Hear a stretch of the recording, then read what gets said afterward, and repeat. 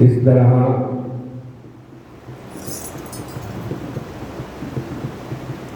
हरि कथाएं अनंत है।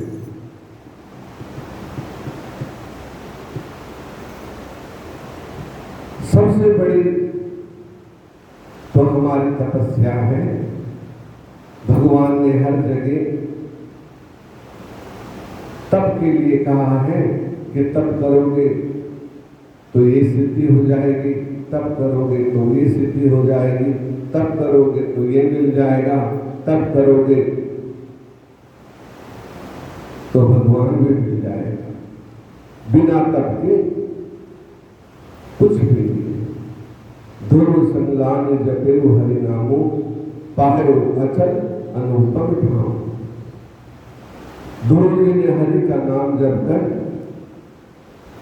सबसे ऊंचा स्थान पाया है। तो तप के बिना कुछ भी संसार में नहीं है।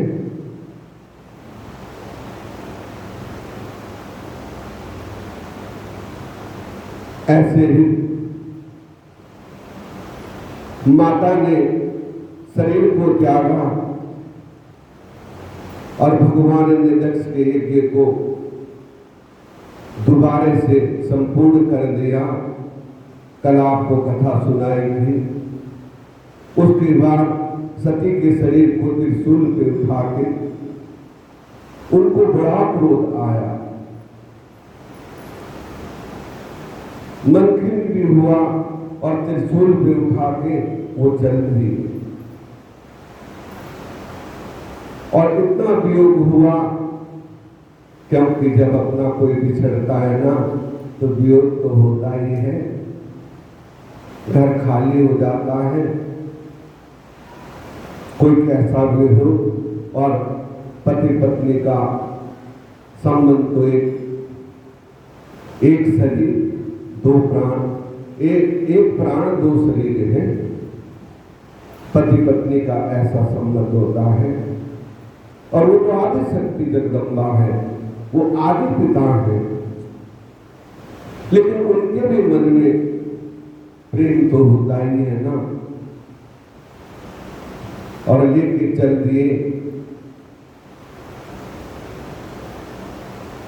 और ना जाने कितनों वर्षों तक उनको गोद में लेते, कभी फिर चल देते त्रिशूल पे उठा के। ऐसे अनेक वर्षों तक वो घूमते रहे। भगवान विष्णु जी ने सोचा कि ऐसे तो ये इन्हीं के वैराग्य में रहेंगे और सती को छोड़ेंगे नहीं, सती के शरीर को छोड़ेंगे नहीं। भगवान ने अपने चक्र से, विष्णु जी ने भगवान से त्रिशूल पे उठा के पार्वती को कंधे पे रख के सती को ले जा रहे थे। और भगवान विष्णु ने अपने चक्र से उनके शरीर के टुकड़े टुकड़े काटने शुरू किए। तो जहां जहां 51 टुकड़े कर दिए, 52 टुकड़े कर दिए, तो 52 शक्तिपीठें बनी। और भगवान ने जब देखा कि त्रिशूल पे तो शक्ति है नहीं, और नीचे देखा तो उनके शरीर के टुकड़े पड़े हैं, बड़ा क्रोध आया। और भगवान विष्णु वहां प्रकट हुए कि आप त्रिलोक की स्वामी, जगत नियंता, संहार करता, आपको ऐसा कौन सौभाग्य देता है। इसलिए मैंने अपने चक्र से, चक्र तो आपका ही दिया हुआ है, उससे मैंने इनके शरीर के टुकड़े कर दिए। और जहां जहां वो गिरे वहां शक्तिपीठें बन गई। और माता ने प्रार्थना की कि हे प्रभु, जहां जहां मेरी शक्तिपीठ हो वहां आप भी विराजमान रहे। तो भगवान ने उनसे कहा कि हर शक्तिपीठ पे मेरा भैरव नामक गण रहेगा। मेरा रूप जो भैरव का है वो हर शक्तिपीठ की रक्षा करेगा। तो जहां भी शक्तिपीठ है वहां भैरव का मंदिर भी जरूर है। भैरव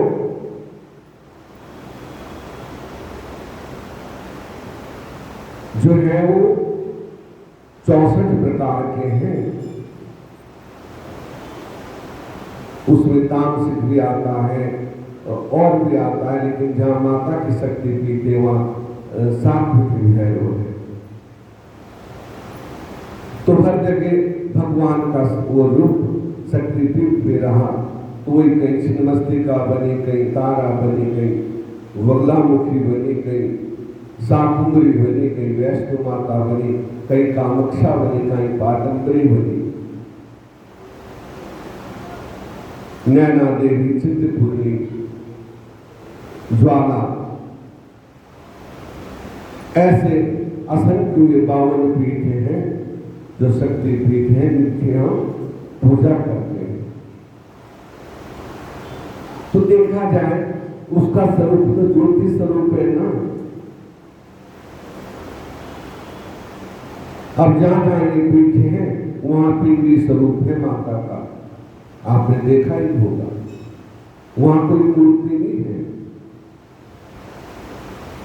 पिंडी की पूजा है।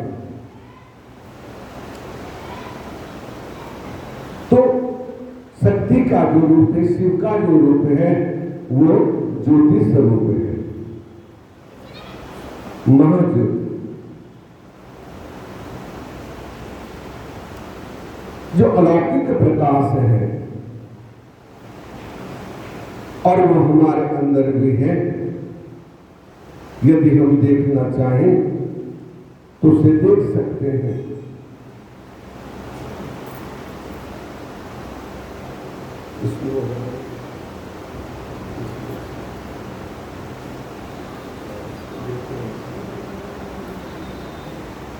तो यदि हम देखना चाहें तो अपने अंदर उस ज्योति को देख सकते हैं।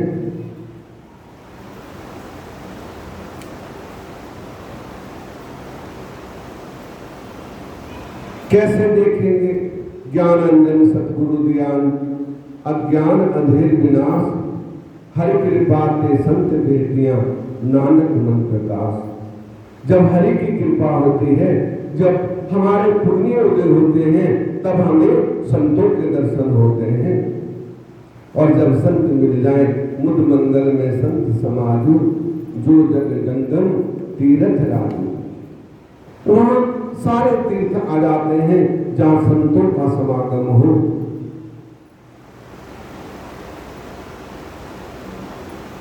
क्योंकि संत दरस का बड़ा महात्म, दुर्गम जग में संत समागम। तो मेरी भी इच्छा है कि एक बार यहां संत समागम हो। मेरे जीवन का कोई पता नहीं कब क्या हो जाए, लेकिन मेरी बहुत इच्छा है कि हमारी माताएं जो भी आती हैं, एक बार यहाँ संतों के, अलौकिक संतों के दर्शन हो और यहाँ पे भागवत की कथा हो। यदि आप लोगों का सबका साथ मिलेगा तो मेरी प्रबल इच्छा है। करने वाले तो प्रभु हैं, हमें तो निमित्त मात्र बनना है ताकि संतों की सेवा हो। हमारे डेरा बस्ती में, हमारे मंदिर के अंदर 7 दिन का समागम हो और साथ में भागवत की कथा हो। मेरी प्रबल इच्छा है, क्योंकि संतों का समागम ही दुर्लभ है। एक बार यदि ऐसा हो, और मेरी इच्छा है कि इस साल में मैं करूं, नवंबर से पहले यदि आप लोगों का सहयोग होगा तो प्रभु की कृपा अवश्य होगी। और कहा है कि जापे कृपा राम की होई, तापे कृपा कहीं सब कोई। जिस पे राम की कृपा होती है तो उस पे सबकी कृपा होती है। तो मेरी ये प्रबल इच्छा है कि एक बार ऐसा हो, जग में जो है संत समागम दुर्लभ है, संतों के दर्शन दुर्लभ हैं, जो अलौकिक संत है।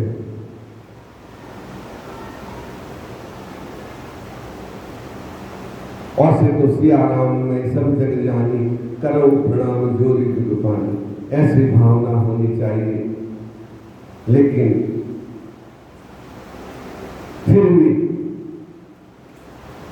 जो अलौकिक संत हैं उनका समागम हो जाए तो कहना ही क्या है। वहां सारे तीर्थ आ जाते हैं, कोटि तीर्थ वहां पे विराजमान हो जाते हैं। यदि संत समागम हो तो ये भक्तों की सेवा से ही होता है, क्योंकि संतों को रहने के लिए भी चाहिए, चलो धन भी चाहिए तो खाने के लिए तो चाहिए, भोजन भी चाहिए, रहने के लिए भी चाहिए, आने जाने के लिए भी चाहिए, इतना तो चाहिए ना। तो प्रभु की कृपा होगी तो जरूर, मेरी इच्छा है प्रभु पूरी करेंगे और आप लोगों का सहयोग होगा। तो इसलिए उस ज्योति को जो दर्शा दे, काय की हरि कृपा ते संत भेटियां नानक मन प्रकाश। हरि कृपा जब होती है तो संतों का मिलन होता है और हमारे अंदर प्रकाश पुंज उदय हो जाता है। और जब प्रकाश पुंज प्रकट हो गया तो हम जीवन मरण से मुक्त हो जाएंगे। ये सच्ची कथा है, ये अंतर की कथा है, अंतर आत्मा की कथा है।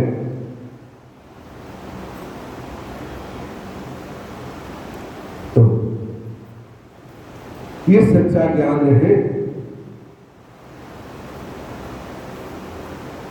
उसके बाद हिमाचल के यहाँ, हिमाचल और नैना तपस्या कर रहे थे नैनाक पर्वत पर।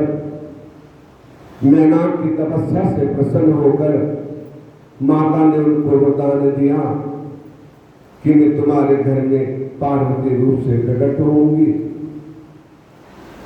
और नैनाक के अनेक पुत्र थे और वहां पे पार्वती माता का जन्म हुआ, नामकरण हुआ, उनका नाम पार्वती रखा गया। सूक्ष्म रूप से आपको सुना रहा हूं, बाकी तो पवन जी ने पढ़ी थी ये कथा।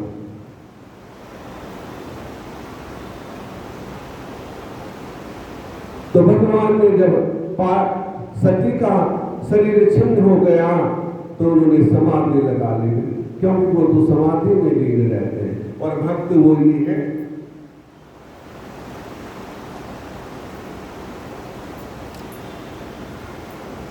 जो जब काम हो तो काम करे और जब काम ना हो तो भजन में बैठ जाए। ठीक है ना? क्योंकि भगवान भी ऐसा ही करते हैं और भगवान का भक्त भी वही करता है। तो इसलिए भगवान ने फिर समाधि लगा ली। अब समाधि कैसे खोले, कौन जाए? देवताओं में मीटिंग हुई, सभाएं लगाई गई कि किस तरह से तारकासुर का अंत हो। इसने आतंक मचा दिया है दुनिया में, और क्योंकि उसने वरदान दिया था ब्रह्मा जी ने कि मैं अजर अमर हो जाऊं, मुझे कोई ना मार सके। तो ब्रह्मा जी ने कहा जो पृथ्वी पे पैदा होता है वो मरता अवश्य, ऐसा वरदान मैं नहीं दे सकता, और कुछ वरदान मांगो। तो तारकासुर ने सोच समझ के बोला कि यदि शिव का पुत्र हो उसी से मैं मारा जाऊं और मुझे कोई ना मार सके। क्योंकि उसने सोचा सती ने तो शरीर भस्म कर दिया और शिव समाधि लगा के बैठे हैं, क्योंकि भगवान बुद्धि वैसी कर देते हैं। और वो कहां शादी करेंगे, कहां उनका पुत्र होगा, तो मैं अजर अमर रहूंगा। ब्रह्मा जी ने कहा कि इसका मन ना बदल जाए, उन्होंने तथास्तु कह दिया। और उधर उन्होंने देवताओं पे चढ़ाई की और स्वर्ग लोक का राज छीन लिया, इंद्र को बंदी बना लिया, देवता सारे गुफाओं में छिप गए।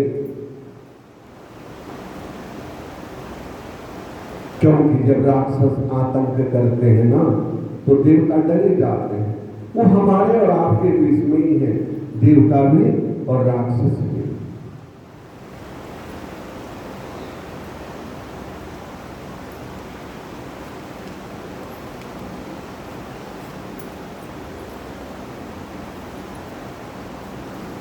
हम ही देवता हैं और हम ही राक्षस भी हैं, हमारे बीच में ही है।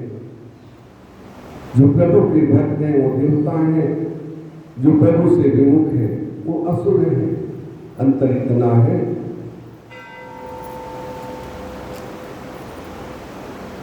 अब देवताओं ने मीटिंग की कि किस तरह से इनका विनाश हो। इसने तो पूरे संसार में आतंक मचा दिया है और भोलेनाथ को कौन समाधि से जगाए। प्रार्थना की, वहां पे कामदेव को बुलाया गया। कामदेव ने कहा कि ये कार्य करना बड़ा कठिन है। फिर भी देवताओं ने प्रार्थना की कि तुम ही हमारे एक सहारे हो। हमने तो हाथ खड़े कर दिए सबने, क्योंकि हमें डर लगता है और तुम ही हमारी रक्षा कर सकते हो।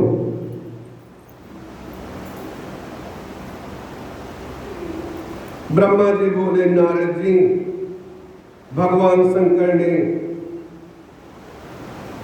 जब वो समाधि में लीन थे तो कामदेव वहां पे अपनी पत्नी के साथ गया, रति के साथ गया और उन पे बाणों का प्रहार करने लगा। बाण प्रहार किए लेकिन कुछ नहीं हुआ। फिर उन्होंने वहां पे अनेक सुगंधें प्रकट कर दी, फूल प्रकट कर दिए, सुगंधित फूल प्रकट कर दिए, लेकिन फिर भी प्रभु को कुछ नहीं हुआ। और फिर उन्होंने पुष्पबाण चलाया और जैसे वो उनकी छाती में लगा और भगवान की समाधि टूट गई। समाधि टूटी, देखा, इधर उधर देखा तो उनके तीसरे नेत्र से अग्नि निकली और पेड़ के ऊपर कामदेव बैठा था और उसको भस्म कर दिया। सभी देवता वहां प्रकट हो गए, विष्णु जी आ गए, ब्रह्मा जी आ गए, सभी देवता आके रति जो है वो चिल्लाने लगे कि प्रभु, आपने मेरे पति को, मेरा पति तो निर्दोष है, आपने व्यर्थ में इनको भस्म किया है, अब मैं क्या करूंगी।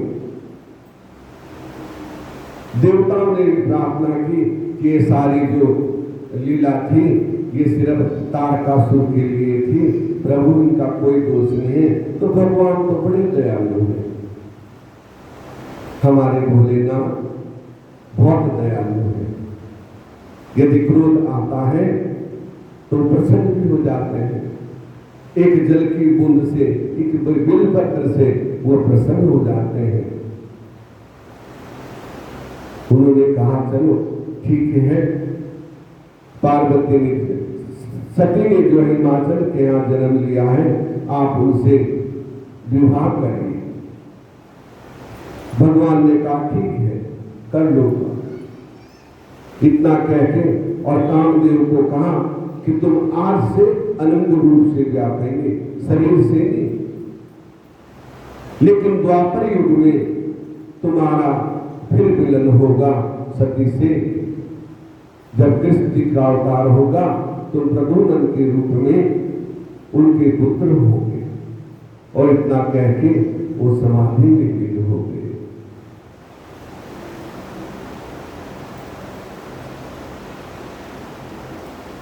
इस तरह से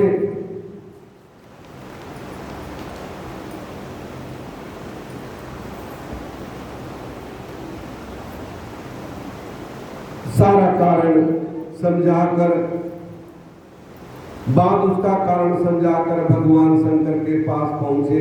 वहां मैंने देखा भगवान शंकर क्रोध की अग्नि बड़े भड़क रही है, उस महान भयंकर अग्नि को मैंने शिव कृपा से रोक कर हाथ में पकड़ लिया और समुद्र के पास पहुंचा। उसे देखकर समुद्र पुरुष का रूप धारण कर मेरे पास आए और बोले, ब्रह्मा जी मैं आपकी क्या सेवा करूं? ब्रह्मा जी बोले, सागर, भगवान शंकर ने अपने तीसरे नेत्र की अग्नि द्वारा कामदेव को भस्म कर दिया है। वह शिव क्रोध अग्नि है, इसके त्रिलोकी जल जाएगी।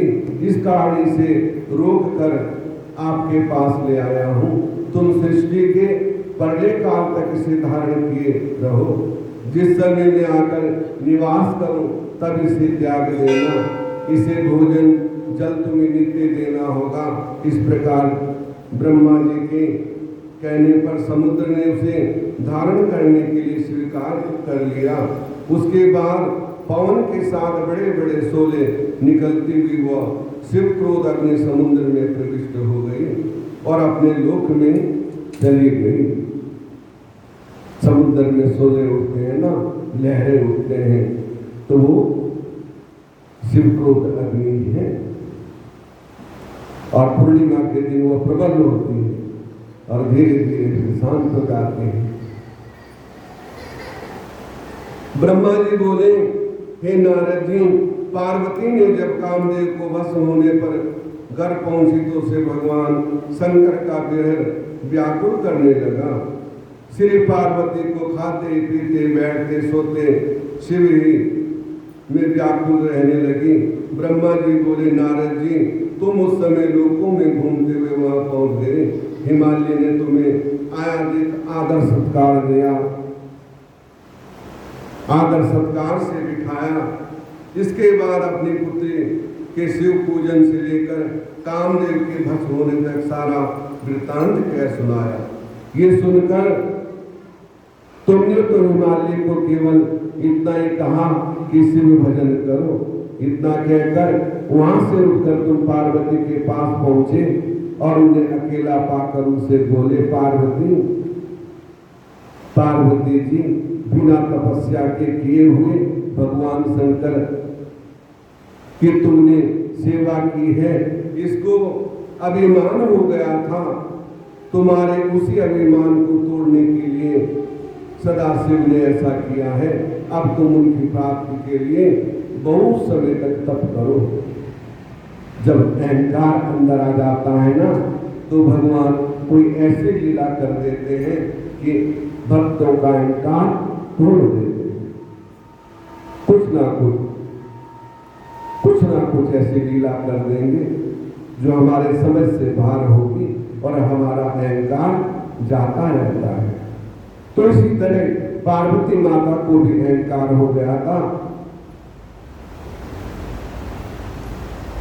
नारद जी ने कहा, तुम तपस्या करो, बहुत समय तक तप करो, जिससे प्रसन्न होकर सदाशिव तुम्हें स्वीकार करें। इतना सुनकर श्री पार्वती जी बोले, ऋषि मुनिराज, आप परोपकार परायण हो, कृपा कर शिव आराधना के लिए मुझे मंत्र प्रदान करें, क्योंकि गुरु दक्षिणा के बिना कोई भी कार्य करना निष्फल है।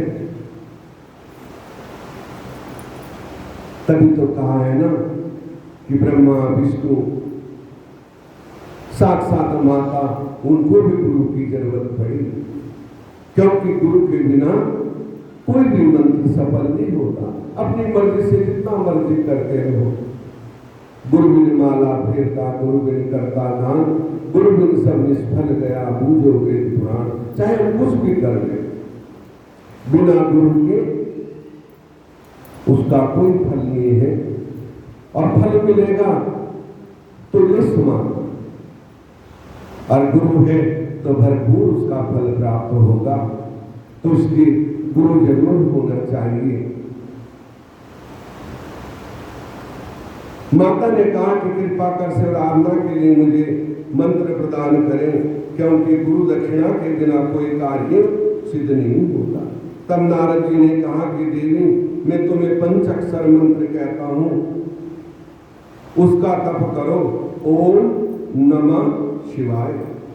ये मंत्र सब मंत्रों का राजा है और सब कामनाओं को पूर्ण करने वाला है।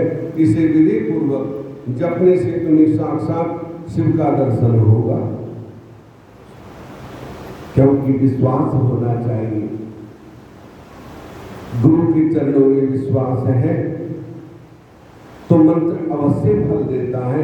और इतना कहकर ब्रह्मा जी बोले, नारद जी शिव तपस्या द्वारा प्रसन्न होते हैं। इस प्रकार निश्चय करके पार्वती जी अपने माता पिता से बोले, पिताजी मैं तप करना चाहती हूँ, तप के द्वारा मेरे शरीर स्वरूप जन्म एवं वंश आदि की सफलता होगी, इसलिए आप मुझे तप करने की आज्ञा दे दें। ये सुनकर हिमाचल बोले, पुत्री मुझे तो तुम्हारा विचार बहुत अच्छा प्रतीत होता है, तुम अपनी माता से भी जाकर पूछ लो, यदि वो आज्ञा दें तो बहुत उत्तम होगा।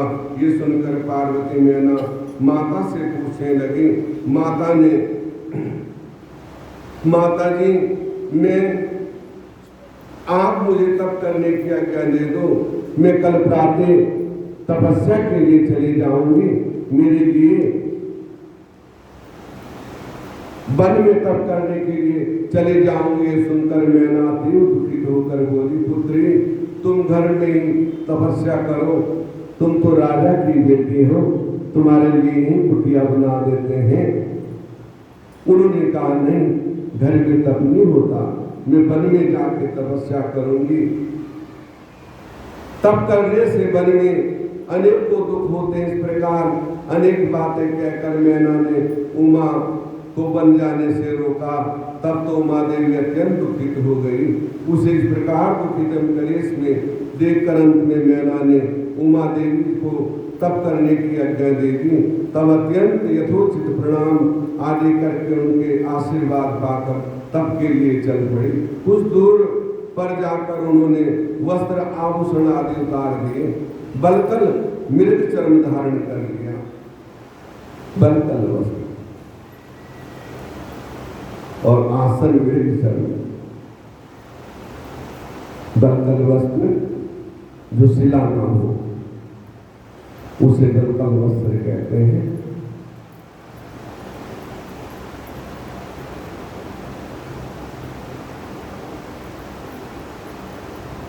सदाशिव ने तप किया, वहां पृथ्वी को शुद्ध करके वेदी बनाकर अपने इंद्रियों को वश में करके मन को एकाग्र कर कठिन तप करना प्रारंभ कर दिया। गर्मी के दिनों में अपने चारों ओर अग्नि जलाकर बीच में बैठकर मंत्र जपती।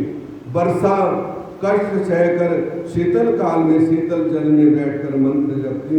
खाना पीना वायु आदि सब विचार छोड़ दिए। इतना घोर तप किया है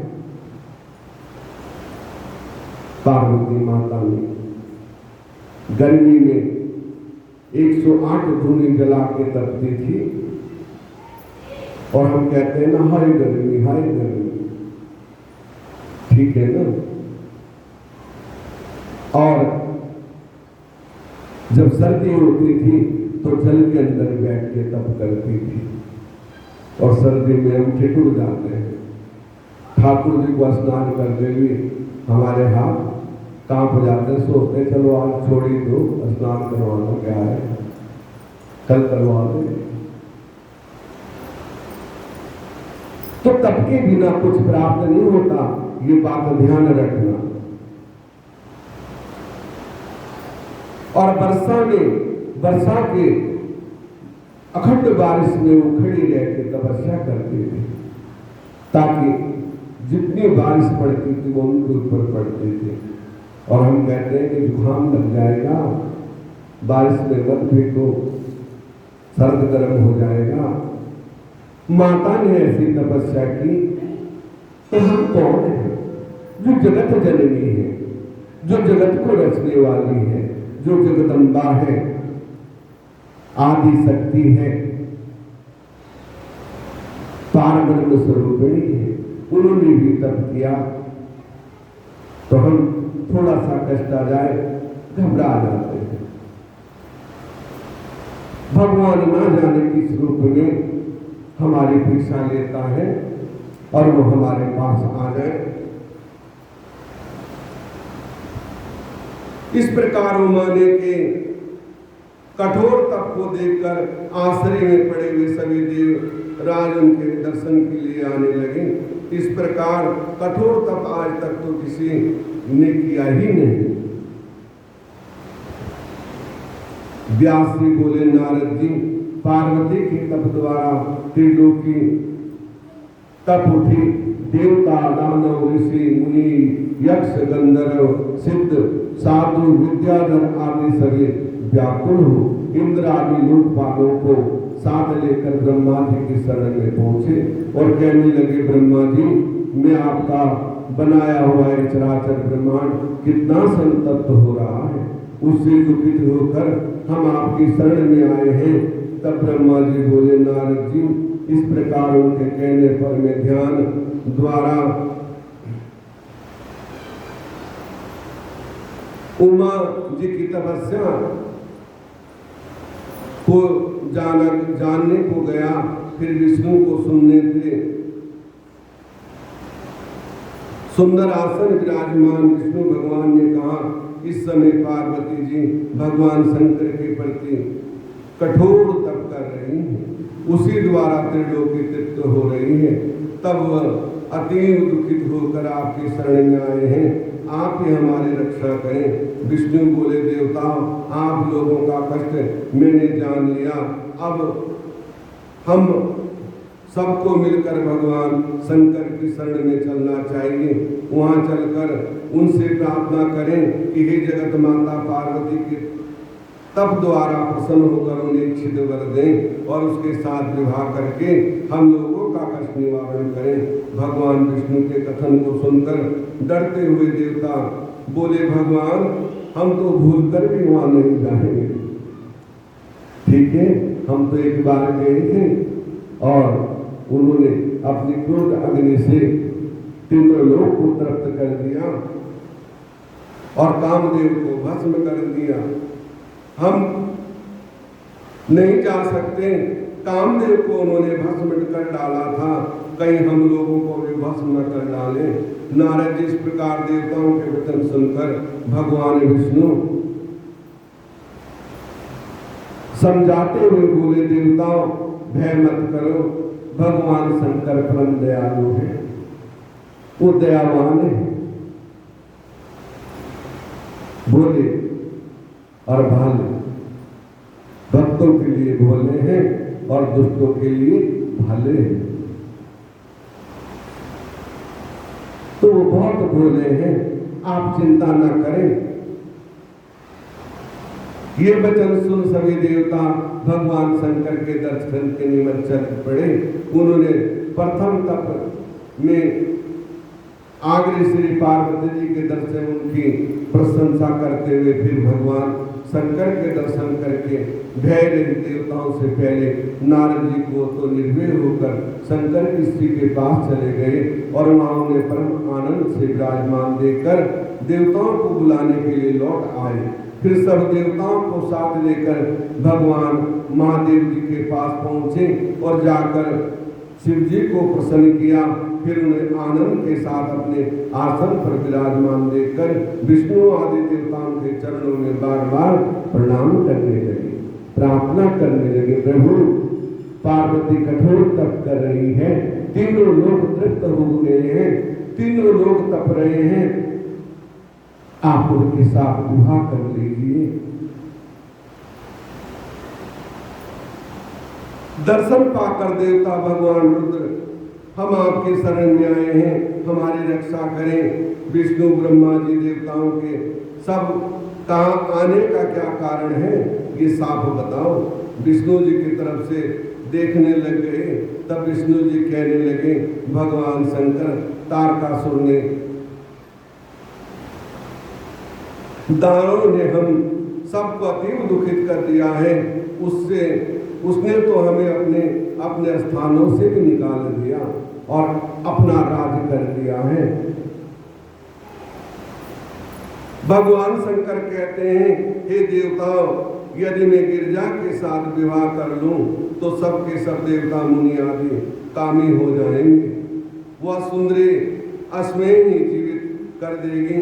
मैंने पहले कामदेव को सब कार्यों की सिद्धि के लिए भस्म कर दिया था, क्योंकि मैं यदि विवाह कर लूंगा तो सारे ऋषि मुनि सभी मनुष्य कामी हो जाएंगे। मुझे विवाह करने के लिए बातें मत करो। इतना कहकर भगवान शंकर ध्यान में स्थिर होकर अपने ही ब्रह्म स्वरूप में आत्मचिंतन में लग गए। तब तो शिव जी को ध्यान अवस्था में देखकर फिर नंदीश्वर से विष्णु आदि सब देवता कहने लगे, हे नंदीश्वर जी, हम अब क्या करें? अब उनके प्रसन्न हो जाने के लिए कोई उपाय बताइए। नंदीश्वर जी ने कहा कि विष्णु आदि सब देवताओं, आप भगवान शंकर की प्रार्थना करते रहो, महादेव एक दिन अवश्य प्रसन्न हो जाएंगे, क्योंकि वो तो जगत पिता हैं, भोले हैं।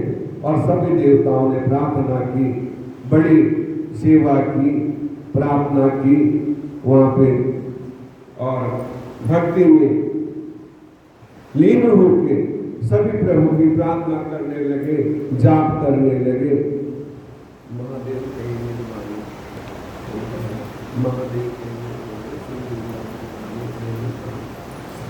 तो सभी देवता प्रसन्न होके भजन करने लगे, कीर्तन करने लगे और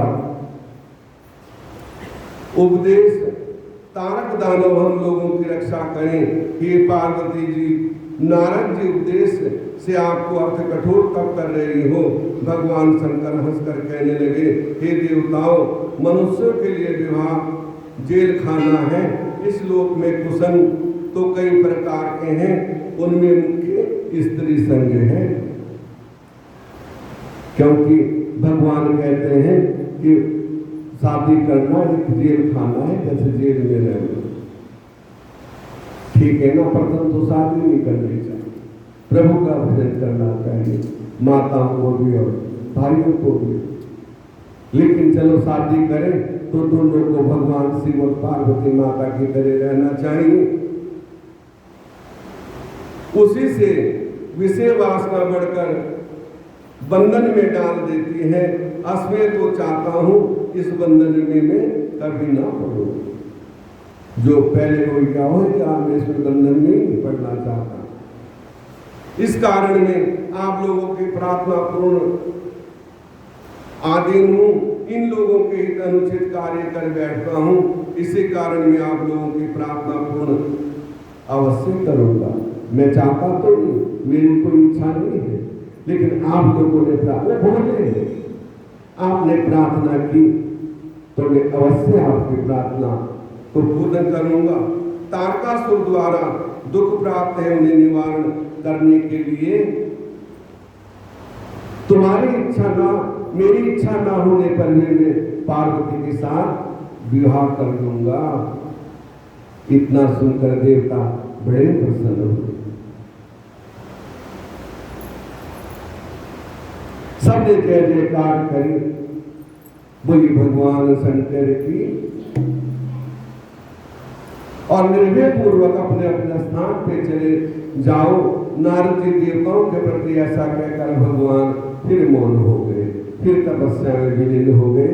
चलो, सभी देवताओं को साहस हुआ कि कम से कम भगवान ने कहा तो सही कि मैं शादी कर लूंगा।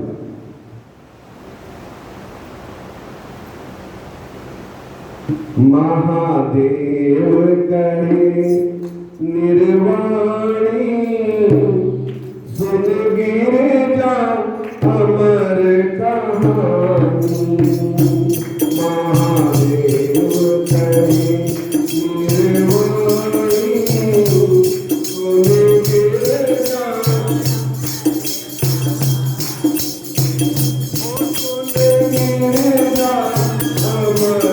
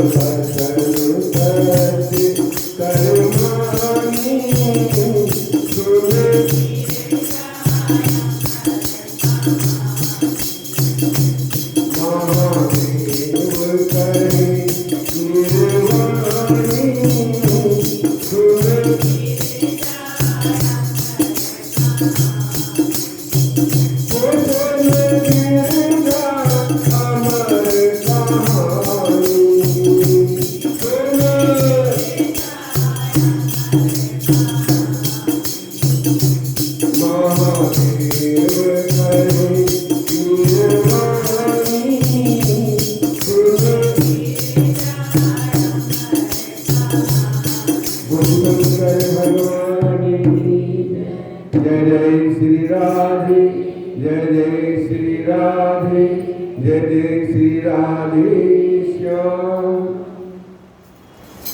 तो इस तरह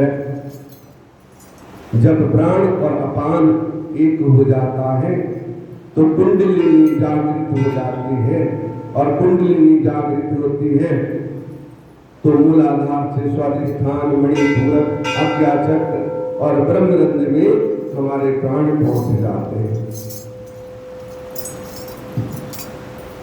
और ब्रह्मरंध्र में जब प्राण पहुंच जाते हैं तो धीरे धीरे श्वास सम करके सुमरण में लगे हुए और वो समाधि में विलीन हो जाता है। लेकिन ये कहने से नहीं होता, करना पड़ेगा। मैंने कह दिया और आपने सुन लिया, हो गया, ऐसा नहीं, कर्म करना पड़ेगा। कुंडलिनी जागृत करनी पड़ेगी, और वो कब होगी? जब हम नाम का सुमरण करेंगे, मेरुदंड सीधा हो जाएगा एकदम। और फिर वो ब्रह्मरंध्र से, जो हमारा ब्रह्मरंध्र चक्र है, उससे अमृत टपकता है। वहां सहस्त्र कमल पे साक्षात शिव भगवान विराजमान है, तो हमें उनका दर्शन होता है। तो आगे की कथा कल आपको सुनाएंगे, क्योंकि समय का बड़ा अभाव रहता है। 7 बज गए हैं और हमारी माताओं को भी काम रहता है, तो इसको धारण करना है, जितना हो सके भजन करना है। ओम नमः शिवाय का जाप करो। नारद जी ने माता को ओम नमः शिवाय मंत्र दिया और उन्होंने भक्ति से उसका जाप किया। विश्वास होना चाहिए, वो तो आदि शक्ति है, लेकिन हम मन को भटका देते हैं, इसीलिए हमारा कल्याण नहीं होता है। तो इसलिए विश्वास से मंत्र का जाप करना चाहिए कि हमारे गुरु ने ये मंत्र दिया है, और उस पर श्रद्धा विश्वास होना चाहिए। सेवा तो किसी की भी करो, वो अवश्य सफल होती है, लेकिन विश्वास अपने गुरु मंत्र में होना चाहिए।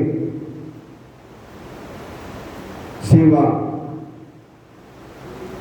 और मंत्र जाप, ये 2 जीवन के पहलू होने चाहिए। धन से ना हो तन से करो, तन से ना हो मन से करो, किसी तरह तो करो ना, तभी हम इस जीवन में, ये मानव जीवन हमारा सार्थक हो सकता है, तभी हम सच्चे मानव बन सकते हैं। तो ये सच्ची कथा है। बोले शंकर भगवान की। हर हर महादेव शंभो, काशी विश्वनाथ शंभो। हर हर महादेव शंभो, काशी विश्वनाथ शंभो, काशी अमरनाथ शंभो। हर हर महादेव शंभो, काशी विश्वनाथ शंभो। हर हर महादेव शंभो, काशी विश्वनाथ शंभो। बोले शंकर भगवान की। जय जय श्री राधे, जय जय श्री राधे, जय जय श्री